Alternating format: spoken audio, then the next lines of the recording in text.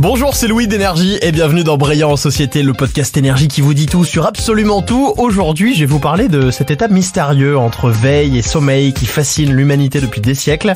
Je pense bien sûr à l'hypnose. Parce qu'il y a un truc très étonnant avec cet état de conscience modifié, c'est qu'il ne touche pas tout le monde de la même manière. Mais pour comprendre pourquoi tout le monde n'est pas aussi réactif à l'hypnose, il faut revenir à ses origines. Je vous emmène avec moi, c'est parti. Aussi fou que ça puisse paraître, l'hypnose existe depuis l'Antiquité. Les Égyptiens et les Grecs pratiquent des formes de transe pour soigner les malades, mais c'est au XVIIIe siècle que l'hypnose moderne prend forme grâce à un homme qui s'appelle Franz Anton Mesmer. C'est un médecin allemand qui utilise ce qu'il appelle le magnétisme animal, qui correspond en réalité à une sorte de méditation guidée pour traiter ses patients. En clair, il est capable de provoquer chez les malades des symptômes de perte de contrôle sans utiliser l'exorcisme. Et ça suscite à la fois l'admiration et le scepticisme, forcément. D'ailleurs, les célèbres crises de convulsions de Mesmer deviennent une attraction publique et jettent les bases de ce qui sera plus tard l'hypnose de spectacle. Plus tard, au 19e siècle, c'est le médecin écossais James Braid qui donne à cette pratique ses lettres de noblesse scientifique. Il invente le terme hypnose, qui vient du grec hypnos pour sommeil, et commence à l'étudier sérieusement. Sigmund Freud aussi s'y frotte un petit peu, mais il abandonne rapidement pour développer plutôt la psychanalyse. Pourtant, l'hypnose continue de progresser, notamment grâce à Milton Erickson. On est au XXe siècle, il révolutionne la pratique en introduisant des techniques plus subtiles comme l'auto-hypnose, où le patient devient acteur de sa guérison. De nos jours, l'hypnose est utilisée dans divers domaines thérapeutiques. Elle aide par exemple à traiter les phobies, à arrêter de fumer, à gérer la douleur ou encore à améliorer la confiance en soi. Les thérapeutes formés utilisent des techniques très précises pour guider les patients dans un état de relaxation profonde qui permet d'accéder directement à leur subconscient. Un exemple parlant, c'est les phobies, qui sont souvent le résultat d'expériences traumatisantes. Grâce à l'hypnose, le thérapeute aide le patient à reprogrammer sa réponse émotionnelle. Pour l'arrêt du tabac, par exemple, l'hypnose agit en modifiant les associations mentales de plaisir qui sont liées à la cigarette. Imaginez un peu si du jour au lendemain, vous associez le goût du tabac à celui d'un vieux poisson. Croyez-moi, c'est radical. Ça marche tout de suite. Mais pour devenir hypnothérapeute, il faut suivre une formation très rigoureuse avec des cours pratiques, théoriques, où on apprend notamment à provoquer et à gérer les états hypnotiques. Mais ça marche comment réellement ? Je suis sûr que là, c'est la question que tout le monde se pose en écoutant ce podcast.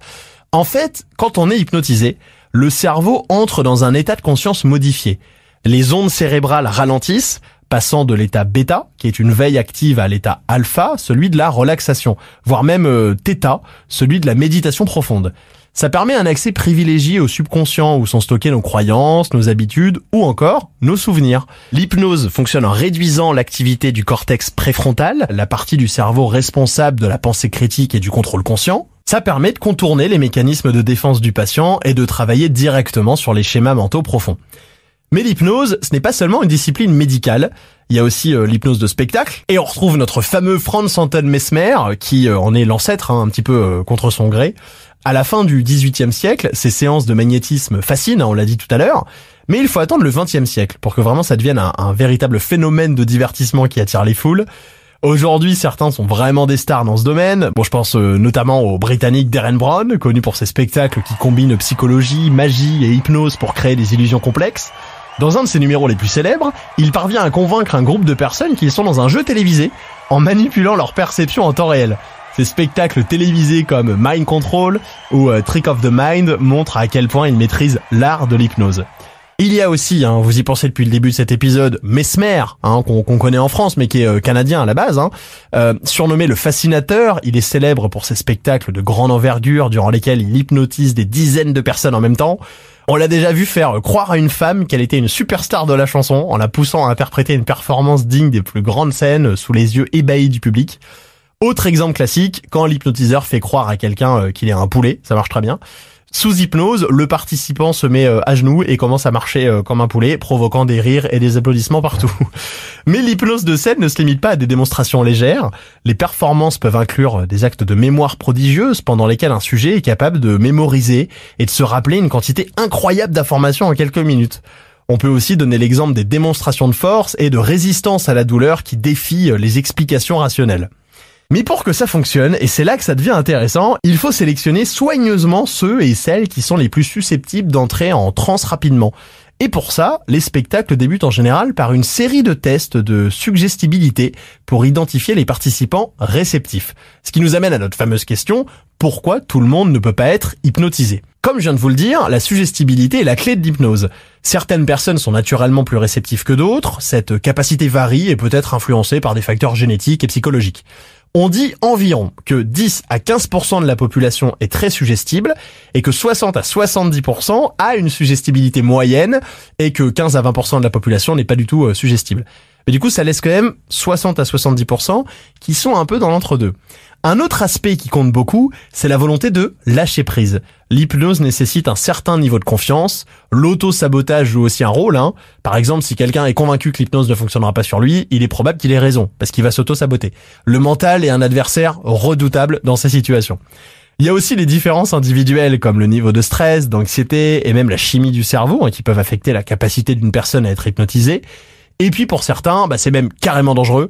Je pense par exemple aux personnes qui souffrent de troubles psychiatriques graves, comme par exemple la schizophrénie, à qui on déconseille clairement l'hypnose, parce qu'en fait ça risque d'exacerber leurs symptômes. Enfin, mais ça coule un peu de source, la compétence de l'hypnotiseur, ou plutôt de l'hypnothérapeute pour le volet médical est cruciale. Un praticien bien formé saura adapter son approche en fonction de la réceptivité du sujet. Les techniques d'induction peuvent varier, allant des méthodes directes où l'hypnotiseur donne des instructions claires, aux méthodes plus indirectes où il utilise des métaphores et des histoires pour induire la transe. Bref, l'hypnose est un phénomène fascinant, mais n'oubliez pas une chose, la prochaine fois que vous voyez un spectacle d'hypnose ou que vous envisagez d'essayer cette technique à titre médical, gardez en tête que l'hypnose est aussi unique que les individus qui y sont soumis. Alors même si vous vous retrouvez cloué à votre chaise par la simple volonté d'un hypnotiseur, il y a de fortes chances que ça vous aide à découvrir quelque chose de nouveau sur votre propre esprit. Et qui sait, peut-être qu'un jour, vous serez celui ou celle qui hypnotisera la salle d'un simple regard.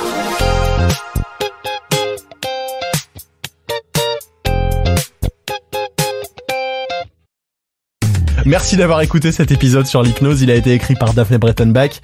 Je suis Louis, animateur sur Énergie, et je vous donne rendez-vous très vite pour un nouvel épisode de Brillant en Société.